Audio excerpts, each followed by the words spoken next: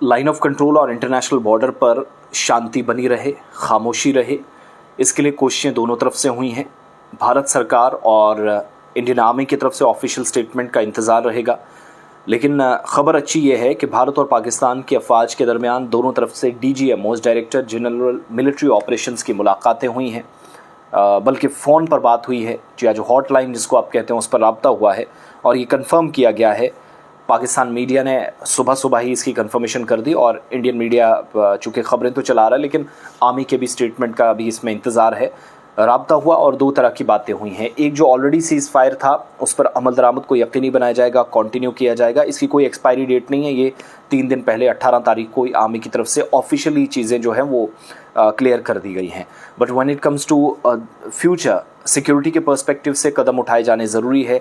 LOC पर सरहद पार से फायरिंग ना हो जिसमें हमने सबसे ज़्यादा नुकसान उठाया। पाकिस्तान को दोबारा से कन्वे किया गया कि कोई भी ऐसी जारहाना, कोई ऐसी कार्रवाई, कोई ऐसी जारहियत, कोई ऐसा एग्रेशन जिसका हमें भरपूर जवाब देना पड़े, आपकी तरफ से ऐसी हिमाकत नहीं होनी चाहिए। 1 और दूसरी बात, 7 मई से पहले मामूल के मुताबिक जो सरगर्मियाँ होती थी, जहाँ पर एक्चुअल पोजीशन पर अफवाज थी, उसके बाद फॉरवर्ड पोस्ट की तरफ अफवाज ने मूव किया, दोनों तरफ से, इस तरफ से भी और उस तरफ से भी रेंजर्स आगे आए, उनको वापस अपनी अपनी जगह पर और मामूल की पोजीशन पर जाने के लिए बात हुई है। जो मीडिया रिपोर्ट्स हैं और DGMO लेवल की जो बातचीत हुई है उसमें इस तरह की बातों की कंफर्मेशन कर दी जा रही है। और पाकिस्तान की तरफ से जारहियत, पाकिस्तान की तरफ से एग्रेशन 7 मई को जब किया गया, जो सूरत हाल बनी है, जिस तरह की सिचुएशन रही, उस सब में मैंने आपको पहले भी कहा था कि कहीं पर भी पाकिस्तान ये नहीं चाहेगा कि सिचुएशन ठीक हो या बेहतर हो।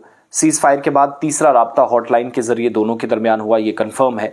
लेकिन मज़ीद नुकसान से बचा जाए, मज़ीद हम बच सकें, इसके लिए फ़ौज की तरफ से, सुरक्षा एजेंसियों की तरफ से, BSF की तरफ से, सेंट्रल एजेंसीज़ की तरफ से सुरक्षा स्थिति का जायज़ा लेने के साथ साथ चीज़ें ठीक की जा रही है। और आज इंपॉर्टेंट मीटिंग यूनिफाइड कमांड की भी लेफ्टिनेंट गवर्नर मनोज सिन्हा की क़यादत में हुई है चीज़ों को मज़ीद बेहतर रखने के लिए। लेकिन कोई भी जवाबी कार्रवाई करनी पड़े, इसके लिए भी आप साथ साथ देखते हैं कि जम्मू कश्मीर के अंदर इस हिसाब से भी इक़दाम किए जा रहे हैं। ऑपरेशन सिंदूर 9 में से 7 मकामात पीर पंचाल बेल्ट से चुने गए, जो पाकिस्तानी मकबूजा कश्मीर पर हमला हुआ, अलग अलग जगहों पर दहशतगर्दों के कैंपों को उड़ाया गया। और उसके बाद पाकिस्तान जब इस बात पर घुटनों पर आया कि जंग यहाँ से आगे मसले का हल नहीं है, बहुत सारी जगहों पर उसने कोशिश भी की। और आज मैं उनकी नेशनल असेंबली की स्पीच भी सुन रहा था।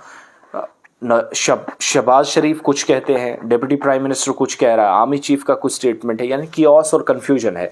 और मीडिया को एक खबर दे दी गई है, हमने 6 तैयारे गिराए, 6 जेट्स गिराए, जबकि एक भी तस्वीर पाकिस्तान की मीडिया में कहीं नहीं दिखाई गई। एक वीडियो दिखाई जिसमें कहा गया कि S-400 तबाह कर दिया गया।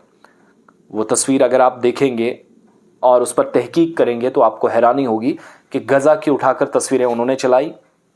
ऐसी कुछ तस्वीरें यहाँ पर भी नेशनल मीडिया ने चलाई, जो सबसे बड़ी गलती थी, और वही गलती पाकिस्तान ने भी की वहाँ पर भी। बाकी सबूत किसी के पास वहाँ नहीं। हमारी तरफ से जो कार्रवाइयाँ हुई, तमाम शवाहिद, तमाम सबूत, evidences, digital evidences, satellite images, videos हर तरह की मौजूद हैं और दिखाई गई। बाकी भारत सरकार ने कंफर्म करना है नुकसान कितना है, क्या है। लेकिन सिर्फ पाकिस्तान के अंदर आप एक ही खबर देखेंगे, वो कभी ये बात एक्सेप्ट नहीं करेंगे कौन लोग मारे गए, ऑपरेशन सिंदूर के दौरान किसकी मौत हुई, ये बहुत कम बताएंगे। उसकी वजह भी है क्योंकि उनको खुश रखना है दोनों पार्टीज़ को। वन इज़ द टेररिस्ट वाली वो जमात, जैश लश्कर को, और सो कॉल्ड जिहादी, और मैक्सिमम जमातें जिनमें कश्मीर का नाम नहीं, लेकिन कश्मीर के नाम पर इन लोगों की दाल रोटी ये सब चलता है। कोई लश्कर, कोई जैश, ये सब एक तरह के वो जो प्रॉक्सीज़ हैं। फिर TRF एक बनाया गया, कश्मीर का नाम नहीं बीच में, लेकिन कश्मीर के नाम पे रोज़ी रोटी इनकी चलती है। तो वही आगे मीडिया को बताया गया। यहाँ नेशनल मीडिया ने उल्टी सीधी कुछ बकवास की, बहुत शहरियों को लेकर, बहुत सारे लोगों, कारी इकबाल को, और वही उस तरफ भी। लेकिन हमने जो ऑपरेशन सिंदूर में नुकसान किया, उनका जिन कैंप्स को टारगेट किया गया, लोकेशंस को सही चुनकर उनको अहदाफ को टारगेट किया गया, तो उन अहदाफ को उड़ाना अभी भी उस पार हज़म नहीं हो रहा। और कल मैं ज़रूर आपको 5-6 स्टेटमेंट्स बताऊंगा जो डिफरेंट है, जिनको पता ही नहीं है। कुछ कहते हैं 75 जहाज़ आए थे, 6 उड़ा दिए।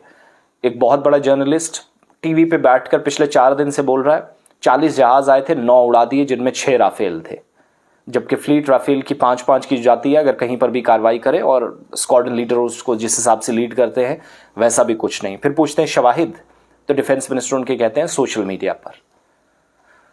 तो बेवकूफ़ाना और अहमकाना रवैया पाकिस्तानी मीडिया का, हमारी मीडिया ने भी यही काम किया, उल्टे सीधे वीडियोस पहले दिखाए, फिर माफ़िया मांगनी पड़ी। अल्लाह ने किया कि हम इससे बाहर रहे, लेकिन बदनामी इस मीडिया की वजह से हुई। मगर सिचुएशन आहिस्ता आहिस्ता अच्छी हो रही है। पाकिस्तान को भी एहसास हुआ 2.5 दिन से ज़्यादा जंग उसके बस की बात नहीं है, और ऑपरेशन सिंदूर अभी कंटिन्यू। अभी आप आगे आगे देखिएगा होता क्या है। ये सिर्फ अभी शुरुआत थी। It was just a trailer. Pakistan के अंदर पहली मैंने ऐसी कौम और ऐसी जमात देखी बेवकूफ़, जो जिनकी मस्जिदें उड़ गई, जिनके कैंप्स उड़ गए, घर उड़ गए, एयर बेसिस को निशाना पहुंचा। नेशनल असेंबली में प्राइम मिनिस्टर आके कहता है नुकसान हुआ, आर्मी चीफ कहता है हमला हुआ, उसके बावजूद जश्न मना रहे हैं कि हमने फतेह कर दिया। और अब शहबाज शरीफ से हमारी भी एक रिक्वेस्ट है, एक टीम को ज़रा भेज दीजिएगा।